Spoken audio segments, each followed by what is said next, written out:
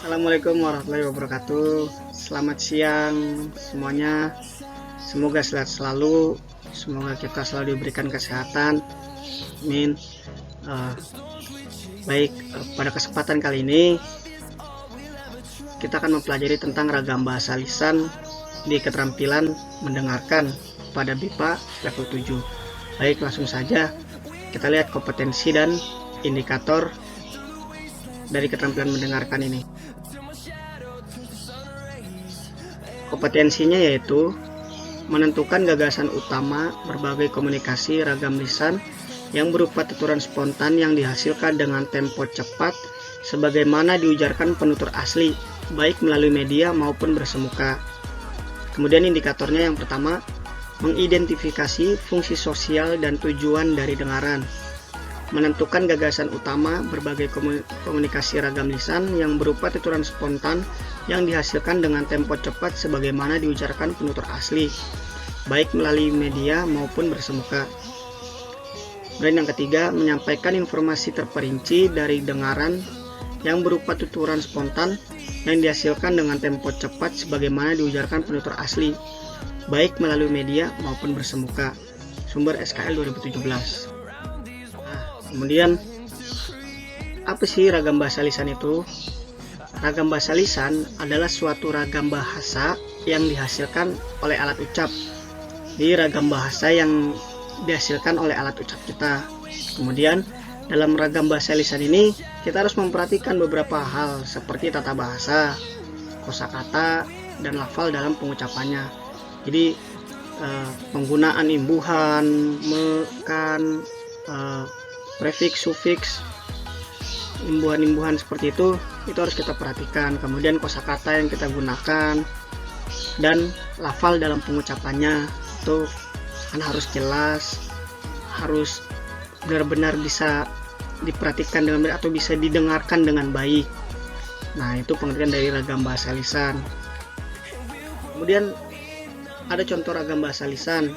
Yang pertama ada ragam bahasa cakapan, ada ragam bahasa pidato, ada ragam bahasa kuliah, dan ragam bahasa panggung. Nah, dari setiap ragam bahasa ini itu berbeda-beda penggunaan kosakatanya, imbuhannya yang tadi itu, tata bahasa dan pelafalannya itu berbeda. Ada intonasinya ketika berpidato seperti apa, ketika dalam ruang kelas seperti apa. Nah, ini contoh ragam bahasa lisan. Kemudian kelebihan ragam bahasa lisan. Yang pertama itu dapat disesuaikan dengan situasi. Beda halnya dengan ragam bahasa tulisan. Beda halnya dengan tulisan. Kalau ragam bahasa lisan ini itu kita dapat menyesuaikannya dengan situasi. Kalau tulisan ketika kita sudah tulis, ya itu tidak dapat lagi menyesuaikan dengan situasi yang nanti akan kita baca. Itu. Kemudian ada faktor efisiensi. Ketepatan lah dalam menggunakan bahasa, menggunakan kosakata yang nanti kita gunakan, ini efisiensi. Kemudian ada kejelasan, faktor kejelasan dan faktor kecepatan. Jadi kalau ragam bahasa tulisan itu kita perlu lagi memeriksa tulisan kita, mengganti diksinya kah atau apanya. Nah, kalau ragam bahasa lisan ini kan langsung kita ucapkan, beda dengan tulisan melalui proses ditulis terlebih dahulu kemudian baru dibaca. Kemudian lebih bebas bentuknya karena faktor situasi yang memperjelas pengertian bahasa yang dituturkan oleh penutur. Kemudian penggunaan bahasa lisan bisa berdasarkan pengetahuan serta penafsiran dari informasi audit, visual dan kognitif sang penutur. Nah, kemudian apa sih kekurangan ragam bahasa lisan? Ragam bahasa lisan berisi beberapa kalimat yang tidak lengkap. Misalkan kalau kita menulis sebuah kalimat, kita perhatikan subjek, predikat, objek, keterangan, itu kita perhatikan betul. Tapi kalau dalam ragam bahasa lisan itu kan semuanya spontan. Jadi mungkin ada objek yang tertinggal atau ada predikat yang tertinggal. Nah, itu kekurangan pertama. Yang kedua, penutur sering mengulangi beberapa kalimat. Jadi mungkin kita dalam proses mempelajari bahasa Indonesia ini sering sekali ketika kita mengucapkan kalimat atau sedang berkomunikasi dengan teman kita, itu seringkali mengulangi beberapa kalimat. Nah, ini kekurangannya. Terus, tidak semua orang bisa melafalkan bahasa lisan dengan benar. Contohnya, kalau di Indonesia itu ada orang Sunda yang wilayahnya kurang lebih di Jawa Barat, itu tidak bisa mengucapkan kata F. Mereka mengucapkannya sangat sulit. Jadi F yang mereka ucapkan itu F. Nah, itu salah satu contohnya. Jadi tidak semua orang bisa melafalkan bahasa lisan dengan benar. Itu baru satu huruf. Contoh satu hurufnya itu. Jadi betapa ini salah satu kekurangan yang benar-benar ada. Kemudian aturan-aturan bahasa yang dilakukan tidak formal. Nah, itu penjelasan dari ragam bahasa lisan. Diperhatikan baik-baik, dipahami baik-baik. Kurang lebihnya mohon maaf. Assalamualaikum warahmatullahi wabarakatuh. Assalamualaikum warahmatullahi wabarakatuh. Selamat siang semuanya. Semoga sehat selalu. Baik, setelah kita tadi mempelajari tentang ragam bahasa lisan pada keterampilan menyimak atau mendengarkan, kali ini kita akan mempelajari tentang kalimat tidak langsung pada keterampilan berbicara di BIPA level 7. Nah, apa sih kompetensi dan indikatornya? Kompetensinya yaitu menggunakan strategi untuk mengatasi kesulitan dalam menyimpulkan informasi ketika bercakap-cakap dan berdiskusi. Kemudian indikator yang pertama, menegaskan kembali isi percakapan atau berdiskusi. Yang kedua, menggunakan ungkapan yang berupa pertanyaan, pengulangan, pernyataan, maupun penegasan untuk mengatasi kesulitan dalam menyimpulkan informasi ketika bercakap-cakap dan berdiskusi. Nah, lalu apa pengertian kalimat tidak langsung? Kalimat tidak langsung merupakan ucapan seseorang yang diucapkan orang lain, atau orang lain menceritakan yang diucapkan orang lain. Misalkan Rosmo mengucapkan kepada saya, kalimatnya seperti ini. Kalimat tidak langsungnya seperti ini. Malik mengatakan bahwa dia akan pergi berlibur pada hari Senin. Nah, jadi ini kalimat tidak langsung Malik yang disampaikan kepada Rosmo. Ketika Malik menyampaikan kepada Rosmo, ini kalimat langsung. Ketika Rosmo mengatakan kepada saya, ini kalimat tidak langsung. Jadi tidak Malik yang mengatakan langsung kepada saya. Ini merupakan kalimat tidak langsung. Kemudian meskipun susunannya berubah, namun maksudnya tetap. Jadi meskipun kalimat tidak berubah, misalkan Malik mengatakan bahwa di hari Senin dia akan pergi berlibur. Nah, meskipun dirubah, itu maksudnya tetap sama. Dia ingin kalimatnya tetap sama, maksudnya ingin menyampaikan bahwasanya pada hari Senin Malik akan pergi berlibur. Nah, ini kalimat tak langsung adalah kalimat yang memberitahukan hasil kutipan dalam bentuk kalimat berita. Ini merupakan suatu berita yang diberitahukan oleh Rosmo kepada saya. Kemudian ciri-ciri kalimat tidak langsung: tidak bertanda petik, intonasi mendatar dan menurun pada akhir kalimat.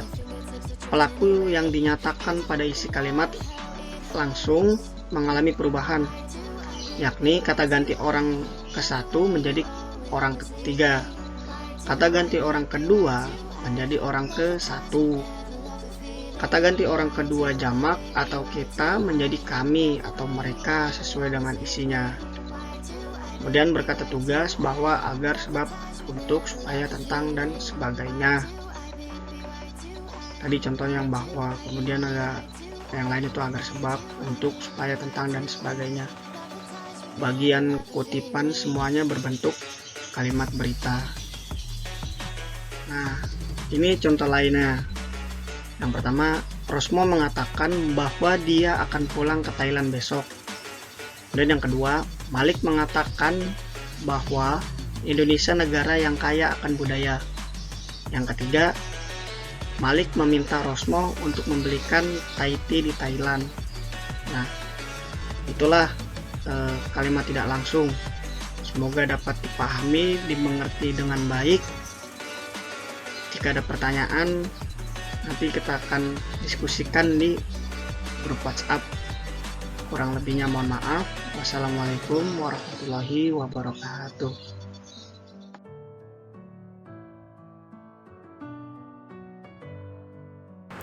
Assalamualaikum warahmatullahi wabarakatuh. Nah, dalam dialog saya itu, saya kesimpulan bahwa Malik dan Hasim itu suka bermainan alat musik. Nah, Malik itu suka bermain klongyao. Kalau klongyao itu adalah sebuah alat musik tradisi di negara Thailand. Tetapi Hasim itu suka bermain piano. Nah, Malik dan Hasim itu mengikuti lomba musik karena mau menjadi pemusikan. Ya, terima kasih. Warahmatullahi wabarakatuh. Saya buat kesimpulan dialog saya yaitu Dun dan Nas melihat teman-teman melatih bass drum di sekolah. Nah, jadi bass drum yang main dalam parit ataupun kalau bahasa Indonesianya pawai kalau nggak salah. Nah, jadi bass drum di sini menjadi alat yang penting, alat yang kontrol parit itu ataupun barisan parit. Nah, jadi acara parit itu adalah ada kumpul siswa-siswi dan memakai cantik-cantik, memakai yang seni budaya dan fantasi. Nah gitu, terus salah satu ada musik juga di parit itu. Nah, terima kasih. Assalamualaikum warahmatullahi wabarakatuh. Assalamualaikum warahmatullahi wabarakatuh. Selamat siang semuanya. Semoga kita selalu diberikan kesehatan. Amin. Baik, setelah kita memahami ragam bahasa lisan, kemudian kalimat tidak langsung, kali ini pada keterampilan membaca kita akan memahami artikel atau teks artikel di BIPA level 7. Lalu apa kompetensi dan indikatornya? Nah, ini kompetensi dan indikatornya. Kompetensinya yaitu memahami teks tulis tanpa kesulitan, termasuk teks dengan struktur dan bahasa yang kompleks. Kemudian indikatornya mengidentifikasi fungsi sosial dan tujuan dari berbagai jenis teks yang memiliki struktur dan bahasa yang kompleks.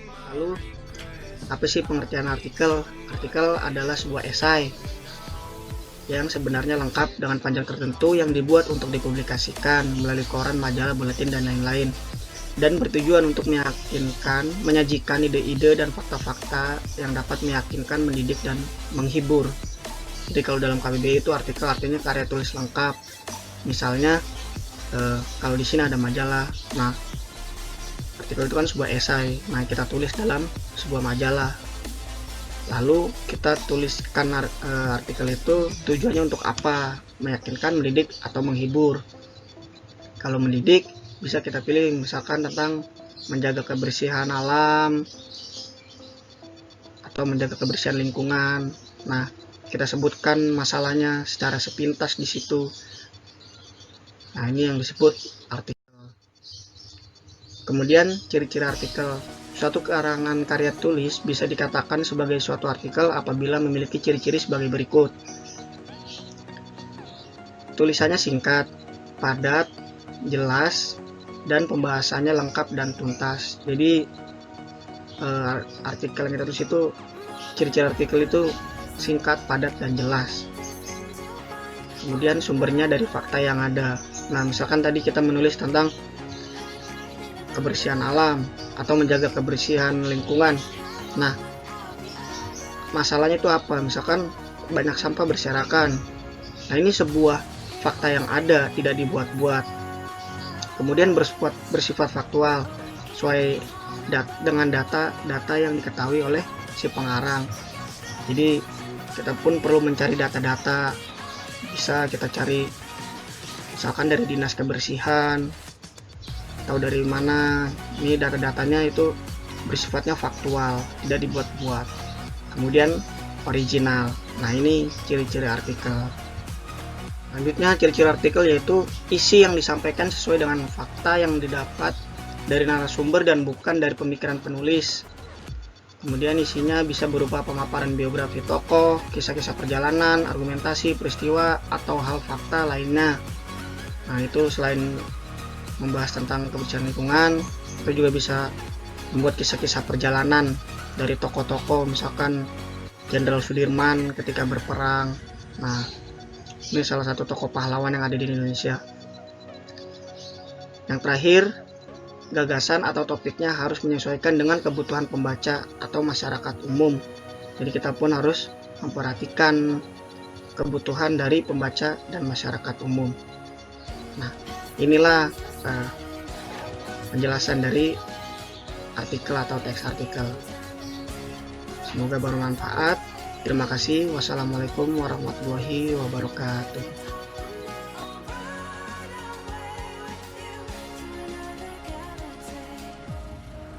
Assalamualaikum warahmatullahi wabarakatuh.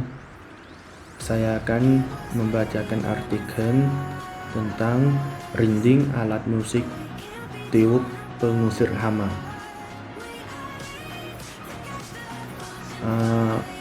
Rinding, karinding, runding, dan banyak nama lain dari alat musik tradisional yang berbahan dari bambu ini di zaman milenial. Sekarang ini pengetahuan tentang alat ini seakan hilang. Bahkan tidak banyak masyarakat yang mengetahui bentuk atau bahkan bunyi yang dihasilkan dari rinding ini. Namun, beberapa tahun ke belakang, alat musik dari bambu ini mulai dipelajari dan rekonstruksi oleh banyak seniman musik etnik.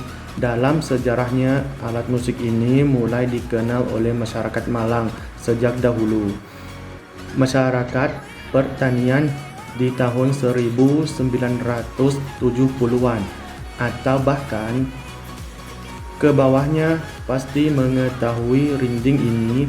Hal ini dikarenakan alat suara dari bambu ini biasa dipergunakan masyarakat untuk mengusir hama di persawahan. Rinding bisa digunakan dan dibunyikan petani kala mereka beristirahat ataupun sedang menunggu dan menjaga sawah. Rinding dalam penggunaannya sangat simpel. Rinding digetarkan dengan ditiup dan menggunakan rongga mulut sebagai media suara dari getar rinding. Ketika ditiup, rinding menghasilkan suara yang khas dan suaranya bergaung menurut ubahan mulut atau jalan nafas peniupnya. Dan berdasarkan pitutur petani dahulu, suaranya yang hasilkan rinding mampu menolak datangnya burung atau hama. Oleh karena itulah banyak dari petani dahulu yang bisa memainkan alat musik sederhana ini. Kini banyak seniman musik etnik yang mulai mempelajari dan menggunakan rinding di Malang.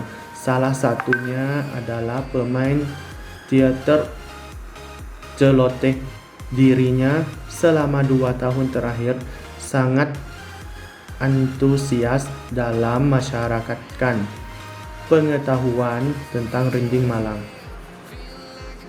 Bejo Art selain mengenalkan secara personal kepada teman-teman sesama seniman teater, dirinya juga sering mengadakan workshop ataupun pelatihan tentang rinding di rumahnya yang beralamat di Jalan Ranakah, Blok F nomor 6, Perumahan Tidar, Kota Malang. Terima kasih. Assalamualaikum warahmatullahi wabarakatuh. Saya akan membaca alat musik tradisional Thailand. Nah, bila Indonesia memiliki alat musik gamelan, Jawa atau Sundan. Di Thailand juga memiliki alat musik tradisional serupa yang mereka sebut krongdontri Thai. Jenisnya pun sekilas sama dengan gamelan. Krongdontri Thai terdiri atas seruling yang mereka sebut krui piano, bel ataupun rakhang, khon, gendang, gampang utama ataupun ranang ek, gampang ataupun ranang thum, bonang kecil ataupun khong wong lek, bonang besar ataupun khong wong yai, kim dan ching. Sebelum memegang alat musik, ada adab yang harus dilakukan para penabuh untuk menghormati alat musik tersebut dengan cara memberi salam. Caranya sesama seperti ketika memberi salam saat menemu orang lain. Masyarakat Thailand meyakini ada nyawa yang hidup di dalam krongdontri Thai ini. Jika tak dihormati, mereka mempercayai bila alat musik ini tak akan mengalunkan nada yang merdu dan akan terjadi hal yang tak diinginkan menimpa mereka yang memaikannya. Adab lain yang menyertai adalah posisi duduk penabuh. Jika di depan si penabuh adalah alat musik tiup, posisi duduk si penabuh harus bersimpuh. Jika di depannya bukan alat musik tiup, posisi duduk penabuh adalah bersila.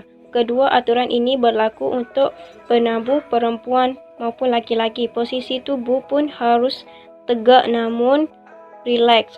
Adab ketiga adalah tidak boleh melangkahi alat musik. Selain itu, untuk ranang ek, ranang thum, kim, khong wong lek, dan khong wong yai memiliki cara tersendiri untuk memaikannya. Dalam bentuk tulisan menjadi sebuah cerita. Ciri-cirinya, yang pertama memiliki ide yang ditulis secara jelas dan logis serta sistematis. Kemudian mengandung informasi yang sesuai dengan fakta. Yang ketiga, penemuan baru atau penyempurnaan temuan yang sudah ada. Kemudian memotivasi rancangan dan pelaksanaan penelitian yang bertujuan jelas. Penulis memberikan analisis dan interpretasi intelektual. Nah, ini kaidah kebahasaan non-fiksi, yaitu baku, terkesan resmi dan formal, santai, terkesan santai dalam menuturkan cerita, biasanya terjadi di kehidupan sehari-hari. Tidak baku, kadang dicampur istilah asing seperti gadget, handphone, dan lain sebagainya yang belum termasuk kata serapan atau terdapat pada GBBI. Jadi ada tiga kaidah kebahasaan non-fiksi ini, ada baku, santai, dan tidak baku. Nah, ini jenis-jenis teks non-fiksi. Sebenarnya ada banyak jenis-jenisnya seperti biografi, teks argumentasi, atau lain-lain. Dan ini hari ini kita akan mempelajari tentang teks eksplanasi dan teks eksposisi. Lalu apa pengertiannya? Eksposisi yaitu teks yang berisi penjelasan dari proses terjadi sesuatu, fenomena alam, teknologi, dan sosial. Oleh karena itu, kata kunci yang didapatkan pada teks eksplanasi ini adalah proses. Jadi sebuah proses yang dicatatkan dalam bentuk teks eksplanasi, seperti halnya dalam pengertian tadi. Jadi ini termasuk dalam teks non-fiksi. Jadi hal yang terjadi itu sebuah fakta yang ada atau hal yang benar-benar terjadi dalam kehidupan sehari-hari. Kemudian apa sih teks eksposisi? Yaitu paragraf atau karangan yang terkandung sejumlah informasi dan pengetahuan yang disajikan secara singkat, padat, dan akurat, atau ragam teks yang memiliki fungsi menyampaikan gagasan-gagasan berupa pemikiran tentang suatu topik. Jadi isinya itu tentang gagasan atau pemikiran. Nah, ini disebut teks eksposisi. Nah, ini jelasan dari teks non-fiksi. Semoga bermanfaat. Wassalamualaikum warahmatullahi wabarakatuh. Assalamualaikum warahmatullahi wabarakatuh. Selamat siang semuanya. Semoga sehat selalu.